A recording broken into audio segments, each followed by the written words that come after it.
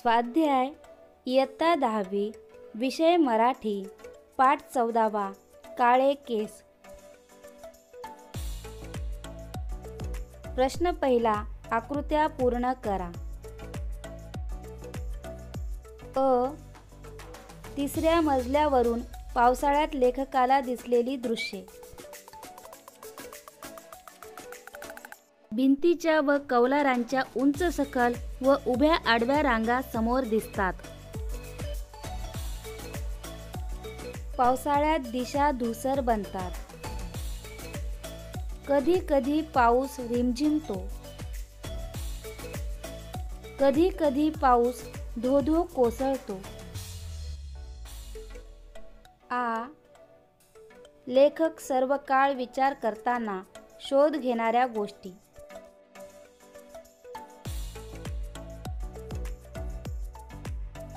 नव्या नव्या कल्पना। अर्धवट सुचलेल्या कल्पनांच्या आकृती पूर्ण करण्यासाठी आवश्यक शब्द। प्रश्न दुसरा, कारणे शोधा। लेखकाला स्वतःच्या केसांच्या काळेपणाबद्दल विचारलेल्या प्रश्नाचे आश्चर्य वाटले नाही, कारण लेखकांना स्वतःच्या केसांच्या काळेपणाबद्दल विचारलेल्या प्रश्नाचे आश्चर्य वाटले नाही कारण लेखकांचे केस काळे होते आणि प्रश्न विचारणाऱ्याचे केस पांढरे झाले होते हे लेखकांच्या लक्षात आले। लेखकाच्या खनपट्टीला बसलेला माणूस केसांच्या क्षुल्लक प्रश्नाचा तगादा लावत होता, कारण लेखकाच्या खनपट्टीला बसलेला माणूस केसांच्या क्षुल्लक प्रश्नाचा तगादा लावत होता कारण तो माणूस स्वतःच्या केसांचा पांढरेपणा लपवण्यात अयशस्वी ठरत होता आणि त्याला लेखकांकडून केसांचा पांढरेपणा लपवण्याची युक्ती मिळत असल्यास हवी होती। प्रश्न तिसरा, खालील शब्दसमूहांचा तुम्हाला समजलेला अर्थ लिहा। केसभर विषयांतर। अगदी थोडे सुद्धा विषयांतर। केसात पांढरं पडण्याची लागण। केस पांढरे होणे। प्रकाशानं ताजी झिलई दिलेले झाड। प्रकाशामुळे चमकणारे झाड। प्रश्न चौथा, खालील वाक्प्रचारांचे अर्थ लिहून तक्ता पूर्ण करा।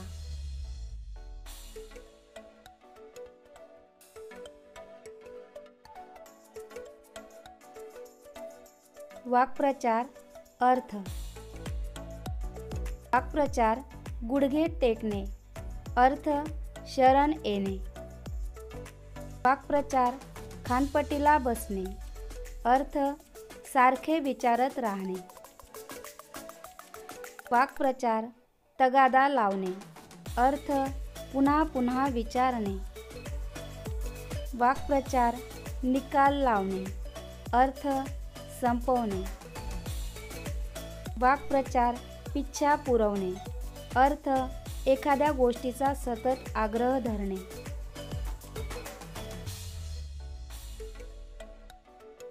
प्रश्न पाचवा, खालील शब्दांचा वापर करून वाक्य तयार करा। निष्णात। कृष्णा बासरी वाजवण्यात निष्णात आहे। झिलई। झिलई दिली की जुनी भांडी नवी दिसतात। नित्यनेम। मी नित्यनेमाने अभ्यास करते। लहरी। लहान मुले लहरी असतात। तगादा। उन्हाळ्यात लहान मुलं कुल्फी घेऊन देण्यासाठी तगादा लावतात। प्रश्न सहावा, खालील वाक्यातील अलंकार ओळखा। नव्या कल्पना कारंज्याच्या तुषारांप्रमाणे उडू लागतात। उपमा अलंकार. आ तो देखावा मुक्या शब्दांनी बोलतो. चेतन गुणोक्ती अलंकार. ई कल्पना ही देखील लक्ष्मीसारखी असते. उपमा अलंकार. प्रश्न 7वा. खालील वाक्यातील परस्पर विरोधी शब्दांचे शब्द सौंदर्य अनुभवा आणि त्याचा आस्वाद घ्या. अशा वाक्यरचना करण्याचा प्रयत्न करा. अ. मातीच्या ढिगात सुखदुःखांचे माणिक मोती आढळतात. परस्पर विरोधी शब्द सुख-दुःख. आ. त्या प्रश्नातली गर्भित प्रशंसा उघड असते. परस्पर विरोधी शब्द गर्भित उघड. ई. स्तुती निंदेची पर्वा न करणारा मी. परस्पर विरोधी शब्द स्तुती निंदा. ई. प्रश्न विचारणाऱ्या माणसाला उत्तर हवंच असतं. परस्पर विरोधी शब्द प्रश्न उत्तर. परस्पर विरोधी शब्द असलेल्या आणखी वाक्यरचना. परीक्षेत मुलं पास नापास होणारच. खेळात हार जीत आलीच. मोठी मुलं लहान मुलांना समजावून सांगत होती.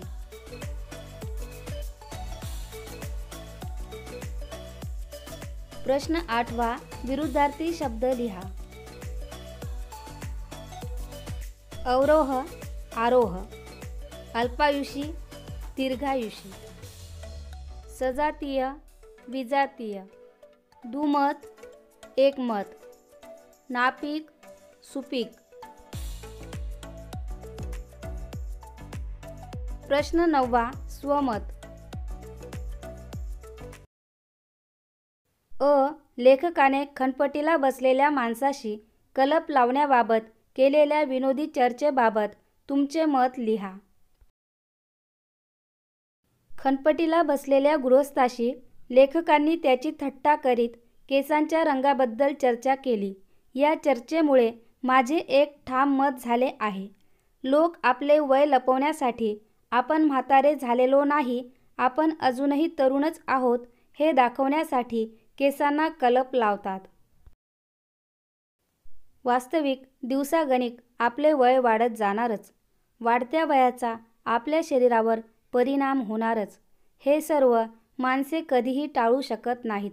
माणूस निसर्गाच्या विरुद्ध जाऊ शकत नाही. ही वस्तुस्थिती लक्षात घेऊन माणसाने एखाद्या क्षेत्रात आपले नाव प्रसिद्ध करण्याचा प्रयत्न केला पाहिजे. त्याची सुरुवात शालेय जीवनापासूनच केली पाहिजे. आपली आवड-निवड बारकाईने तपासून पाहिली पाहिजे. आपली कुवत काय आहे, आपल्याला कोणती गोष्ट झेपू शकते, आपण कशात प्रगती करू शकतो याचा शोध घ्यायला सुरुवात केली पाहिजे. त्यानुसार आपले ध्येय ठरवले पाहिजे. तरच त्या क्षेत्रात आपल्याला आपले नाव कमावणे शक्य होईल. मग वय वाढवण्याचे दुःख होणार नाही. उलट आपल्या कर्तबगारीमुळे लोक आपल्याला तरुण समजत राहतील. आ. परगावी गेल्यानंतर लेखकाला आलेला अनुभव तुमच्या शब्दात लिहा. लेखक व्याख्यानांच्या निमित्ताने नेहमी परगावी जायचे. तिथे गेल्यावर जुन्या परिचयाचे लहानपणी वर्गात असलेले त्यांच्याशी खेळले बागडलेले लोक भेटायचे. जुनी माणसे भेटली की विचारपूस केली जायची. कोण कोण काय काय करतो ही माहिती दिली घेतली जायची. लेखकांकडे आकर्षक बाब होती. त्यांचे केस अजूनही काळे होते. समोरची माणसे केसांच्या काळेपणावरून त्यांना प्रश्न विचारत. त्यात वय जाणून घेण्यापेक्षा एक वेगळाच हेतू असायचा. बरेच जण केस काळे करण्यासाठी कलप लावतात, पण हा प्रयत्न नेहमीच अपयशी ठरतो. त्यामुळे रूप अगदी केविलवाणे बनते. लेखकांच्या एका स्नेहाची अशी स्थिती झाली होती. त्यामुळे लेखकांनी केस काळे राखण्यासाठी कोणती युक्ती केली असावी याचे त्या गृहस्थाला अमाप कुतूहल होते. ते कुतूहल शमविण्यासाठी तो लेखकांच्या खनपटीला बसला. लेखकांनी थट्टा करीत करीत त्याची बोळवण केली.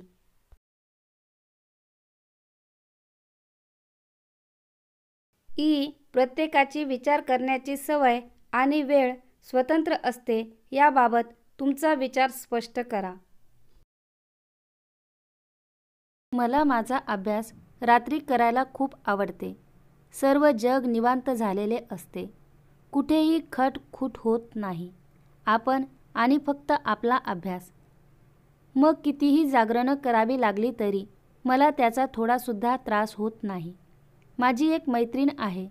तिला सकाळी लवकर उठून आंघोळ वगैरे करून अभ्यासाला बसायला आवडते. सकाळी 4 वाजल्यापासून ते 10 वाजेपर्यंत ती सलग शांतपणे अभ्यास करू शकते. आमच्या मित्राला संध्याकाळी दणकून खेळून आल्यानंतर आंघोळ करून अभ्यासाला बसायला आवडते. आमच्यापैकी काही जणांना दुपारी शाळेतून आल्यावर अभ्यासाला बसणे आवडते. कारण काय तर सकाळी वर्गात शिकवलेले मनात ताजे असते. विशेष म्हणजे त्या वेळी ज्याचा त्याचा अभ्यास चांगला होतो. म्हणून प्रत्येकाची विचार करण्याची सवय आणि वेळ वेगवेगळी असते हेच खरे. भाषाभ्यास.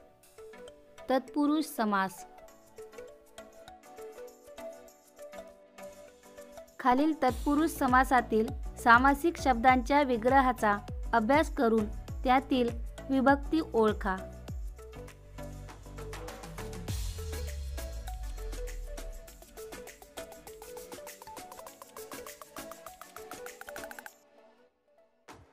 सामासिक शब्द विग्रह विभक्ती. सामासिक शब्द सभागृह. विग्रह सभेसाठी गृह. विभक्ती चतुर्थी. सामासिक शब्द कला कुशल. विग्रह कलेत कुशल. विभक्ती सप्तमी. सामासिक शब्द ग्रंथालय. विग्रह ग्रंथांचे आलय. विभक्ती षष्ठी. सामासिक शब्द कष्टसाध्य. विग्रह कष्टाने साध्य. विभक्ती तृतीया. सामासिक शब्द रोगमुक्त. विग्रह रोगापासून मुक्त. विभक्ती पंचमी.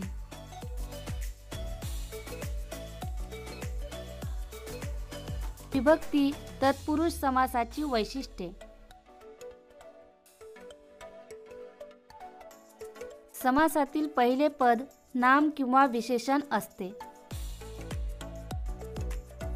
विग्रह करताना प्रथमा व संबोधन सोडून अन्य विभक्ती लागते. ज्या तत्पुरुष समासात कोणत्या तरी विभक्तीचा किंवा विभक्तीचा अर्थ व्यक्त करणाऱ्या शब्दयोगी अव्ययाचा लोप करून दोन्ही पदे जोडली जातात त्यास विभक्ती तत्पुरुष समास म्हणतात.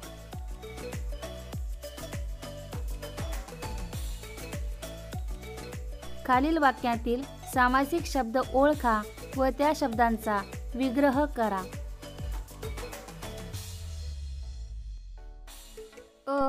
आज स्वच्छ सूर्यप्रकाश आहे. वाक्यातील सामासिक शब्द सूर्यप्रकाश. शब्दाचा विग्रह सूर्याचा प्रकाश. सैनिकांच्या देशार्पणाचा आदर करावा.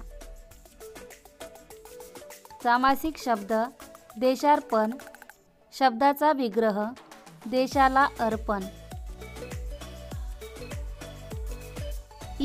प्रत्येकाने ऋणमुक्त राहण्याचा प्रयत्न करायलाच हवा. सामासिक शब्द ऋणमुक्त. शब्दाचा विग्रह ऋणापासून मुक्त. पाठ्यपुस्तकातील सर्व कविता संख्येतला तोंडपाठ आहेत. सामासिक शब्द तोंडपाठ, शब्दाचा विग्रह तोंडाने पाठ.